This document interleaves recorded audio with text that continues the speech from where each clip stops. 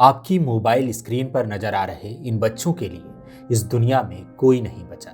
अनाथ या बेसहारा, आप जो भी कह लें, इस विशाल और भीड़ भरी दुनिया में ये मासूम नितांत अकेले रह गए हैं। रात गहराती है और बच्चे अपनी आंखें मीच लेते हैं, सोने के लिए या डर से शायद, पता नहीं।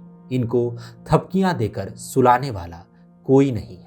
ठंड लगती है तो टूटी चारपाई पर सिर को घुटनों में छिपाकर चीथड़ा ओढ़ लेते हैं, क्योंकि सीने से लगाकर गर्मी का एहसास कराने वाला कोई नहीं बचा।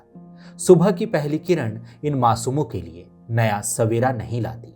इन अनाथों की जिंदगी में रोज अंधेरा बदा है। अंधेरा बदकिस्मती का, अंधेरा कुदरत की क्रूरता का, अंधेरा निष्ठुर नियति का, अंधेरा ईश्वर के अंधेर का।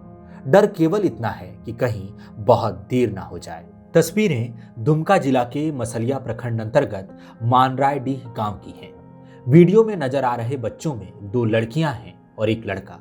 मीनूका हांसदा 11 साल की है, लील मुनी 9 साल की और सबसे छोटा सागर महज 6 साल का। इन बच्चों को इस दुनिया में आए दशक भी नहीं बीता और जिंदगी ने नियति में दुश्वारियां लिख दी। चोट लगी तो कोई सहलाने वाला नहीं, रोए तो कोई दिल बहलाने वाला नहीं। कोई नहीं पूछता क्या तुम्हें भूख लगी है, कोई नहीं जो पूछे तुम्हें कुछ चाहिए। मीनूका, लील मुनी और सागर, इनकी न तो सुबह दूसरे आम बच्चों की तरह है और ना ही शामें। इनकी जिंदगी में कोई नहीं जो सुबह सिर पर हाथ फेर कर जगाए, कोई नहीं जो शाम को मिठाई लाए। दुख, सुख, मुस्कान और आंसू, इन बच्चों को जब इनकी समझ भी नहीं आई है, नियति ने जबरन थोप दिया है। माँ 4 साल पहले चल बसी। गांव वालों ने बताया कि अपने चौथे बच्चे को इस दुनिया में लाने की कोशिश में खुद चल बसी। बचा बच्चा भी नहीं। इन मासूमों को न तो माँ का चेहरा याद है और न ही उनका नाम। पिता थे जिन्होंने संभाला। पिता सुनील हांसदा प्रवासी श्रमिक थे। सप्ताह भर पहले पश्चिम बंगाल से लौटे। पता चला बीमार हैं। बच्चों को पिता की हालत ठीक से समझ नहीं आई। जब तक समझ पाते देर हो चुकी थी। गांव वालों ने जितना हो सकता था मदद की। पता चला कि सुनील हांसदा जॉन्डिस से पीड़ित हैं। सुनील हांसदा को गरीबी लील गई या बीमारी खा गई, ठीक ठीक पता नहीं। 4 दिन पहले उनकी भी मौत हो गई। मीनूका, लील मुनी और सागर अब अकेले हैं। उनको आभास है कि उनका कोई नहीं। हाँ, शायद समझ नहीं पाए कि दुखों के विशाल समंदर में सिस्टम का थपेड़ा उनको डराएगा। विडंबना है कि इन मासूमों से कोई कहने को भी नहीं कि घबराना नहीं, मैं हूं ना। इस परिवार के साथ जो हुआ उसे नियति कहेंगे या ईश्वर का क्रूर मजाक, इसे सिस्टम की लापरवाही कहेंगे या सरकारी उदासीनता। पड़ोसी से जानिए माजरा क्या है।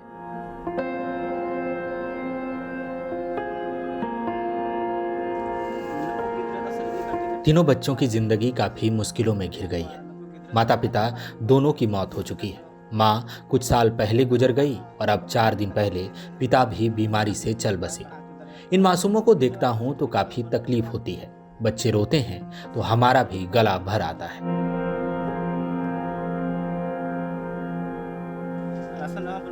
राशन कार्ड में केवल पिता का नाम था। उनके निधन के बाद अब चावल भी नहीं मिलेगा।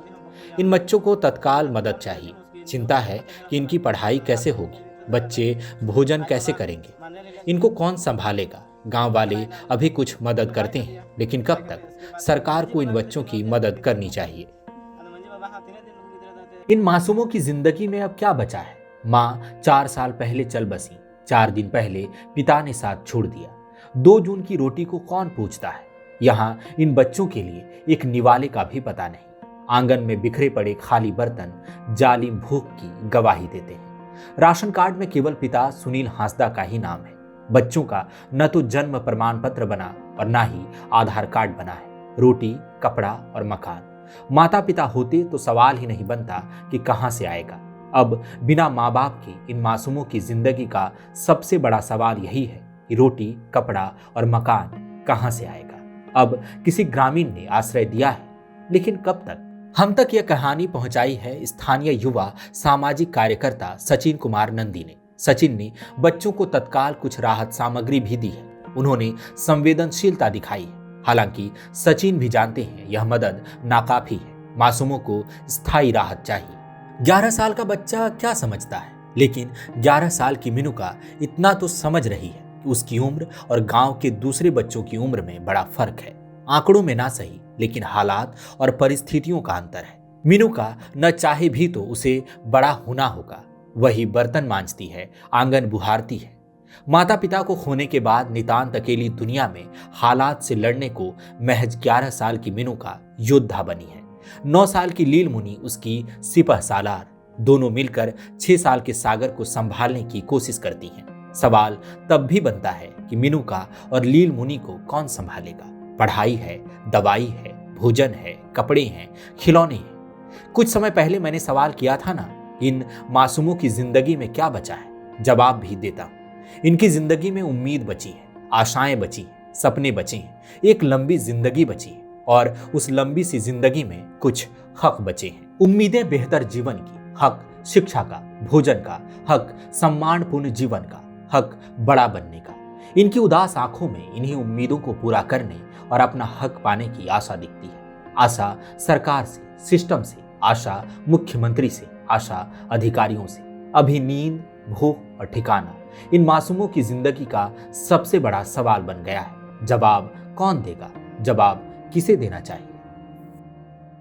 अभी हम हैं दुमका जिले के मछलिया प्रखंड के हरराइडी पंचायत के मर्राइडी गांव में। अभी जो 3 बच्चा देख पाए, ये तीनों बच्चा अनाथ है। मतलब इनका पिताजी है, 2 दिन पहले इसका पिताजी का निधन हो गया। उनका मम्मी भी नहीं है। घर में अभी कोई बच्चा का कोई बच्चा नहीं है। इतना छोटा छोटा बच्चा। अभी ग्रामीणों ने इस बच्चे को प्रधान का घर में रखा है कुछ दिनों के लिए। इसके पास ना आधार कार्ड है, ना अपना जन्म प्रमाण पत्र है। इसको अपना खुद का उम्र भी नहीं पता है कितना साल है। तीनों छोटा छोटा बच्चा का। बच्चा तो पढ़ना चाहता है, मगर अभी उसको पढ़ाने के लिए कोई बच्चा नहीं है।